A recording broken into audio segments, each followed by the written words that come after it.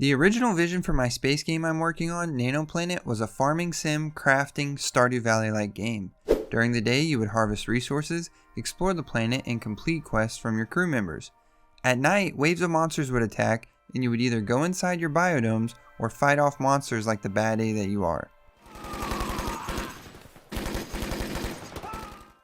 My last devlog about this version of the game was months ago, and sadly, very little of that original vision is in the game right now.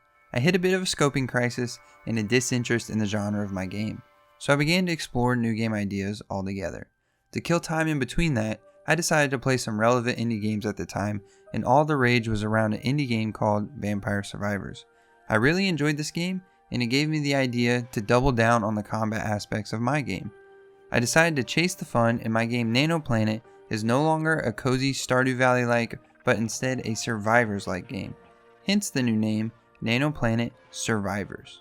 The first step was to completely scrap my old code, as almost none of the existing systems would apply to this new genre. I know, months of hard work down the drain.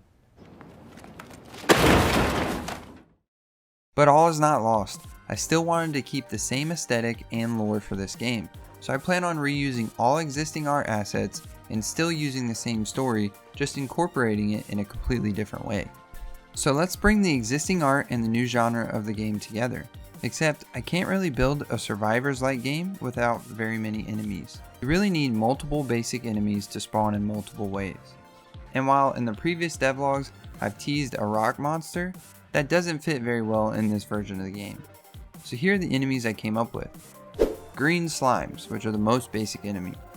Red slimes, which are slightly faster versions of green slimes. Projectile slimes, which shoot slime balls at the player and get smaller every time they shoot a slime ball. Summoner enemies, which summon tiny purple slimes every so often. Ice enemies, which leave a trail behind them that slows the player when they step on it. And a group of drones that fly across the screen, damaging the player on contact. Now that there are enemies, how is the player supposed to fight back against these enemies? That brings me to my next major task, abilities. I've currently implemented 8 basic abilities and 4 ultimate abilities.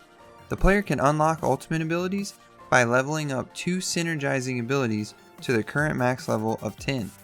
Once both abilities have reached max level, if the player defeats a goblin enemy, they have a chance to unlock the ultimate ability associated with the 2 synchronizing abilities. Here are the 12 abilities I've implemented. The ray gun ability shoots projectiles in the direction the player is looking. The ray saber ability swings a circle around the player. The ray gun and ray saber ultimate is the boomerang, which shoots boomerang projectiles all around the player. The void vacuum sucks up enemies into a cone in a random direction around the player. The void bomb fires exploding projectiles in random directions around the player. The void vacuum and the void bomb ultimate is the void hole, which fires a black hole projectile around the player and sucks enemies into it. The Astro Boots ability speeds up the player's movement. The Astro Shield ability periodically deploys a shield around the player, stopping all damage. The Astro Boots and Astro Shield abilities ultimate is the Astro Buggy, which the player drives around and it greatly increases their move speed while reducing incoming damage. The Airtime ability lets the player fly above enemies. The Time Warp ability slows down time around the player. And the Airtime and Time Warp abilities ultimate is Time Dilation, which stops time completely while the player flies unhindered above the enemies. The player can also use its other abilities while using this ultimate. These abilities give the player a suite of tools to attack enemies in whatever way they choose.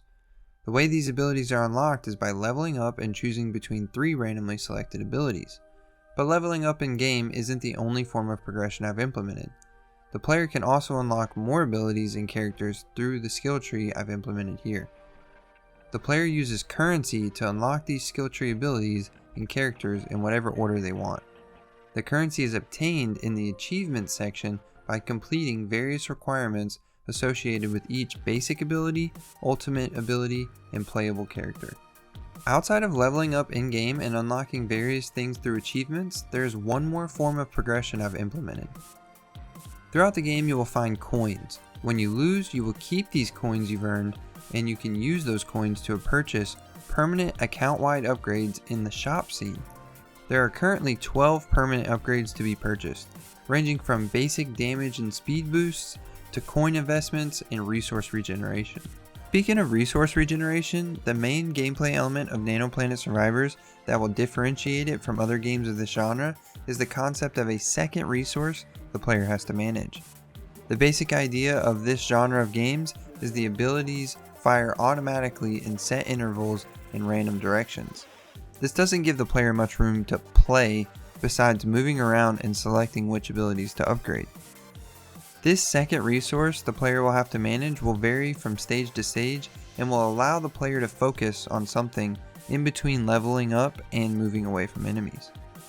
In the first stage, the resource is oxygen, and the player has to find various plants that emit oxygen. The player then can refill their oxygen levels by standing within a certain radius of these plants. Now I know some people's favorite way to play this genre of game is to get so powerful that they can just stand still and beat the stage without moving. 99, 100, wow, and a no move challenge we actually would have unlocked. Because of this, I plan on implementing various ways to reduce or completely remove resource regeneration requirements altogether. This will be achieved via shop upgrades, abilities, and character passives. Speaking of character passives, each character unlocked will have its own starting ability, character passive, and pet. More on pets later, but let me touch on the characters I've currently implemented. Nanonaut is the basic character the player starts with. They have no abilities or passives, and their pet is a blue cat. The pet they start out with does more damage than most other characters. This allows the first playthrough to act sort of as a tutorial for how to move and how to get the pet to attack enemies by getting close enough to an enemy for the pet to engage. Barry is the second character I've implemented. Barry starts with the Astro Boots ability, and their passive is they move even faster than other characters with the Astro Boot ability. Their pet is the Red Rabbit. Cooper is the next character, and they start with the Void Vacuum ability, and their passive is an increased pickup range. They start with the Yellow Snake.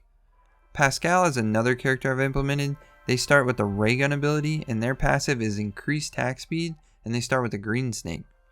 Romley is the last character I've implemented so far, and they start with the Time Warp ability, and their passive is decreased resource regeneration, and they start with a Green Bird for a pet. This is currently all the characters I've implemented, but I plan to implement at least 12 characters on release. On top of each character having abilities and passives, the pet they start with isn't just visually different.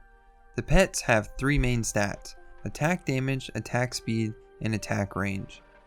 So between abilities, permanent upgrades, characters, starter abilities, passives, and pets, there are plenty of ways the player can craft up different builds and experiences for this game.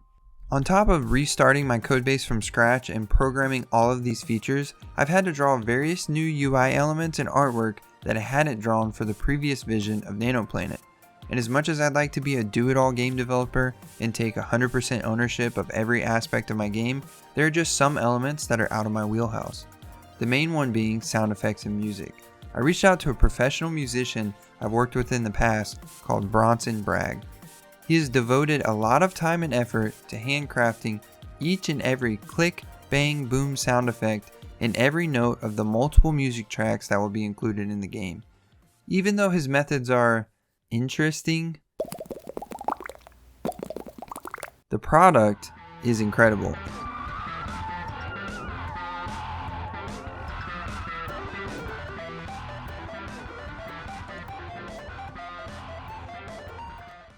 And I couldn't be happier to be working with him on this project. You can view his YouTube channel in the description below. There is one more aspect of the game development I can't do on my own, and that's gameplay testing. That's why I'm reaching out to you, the viewer.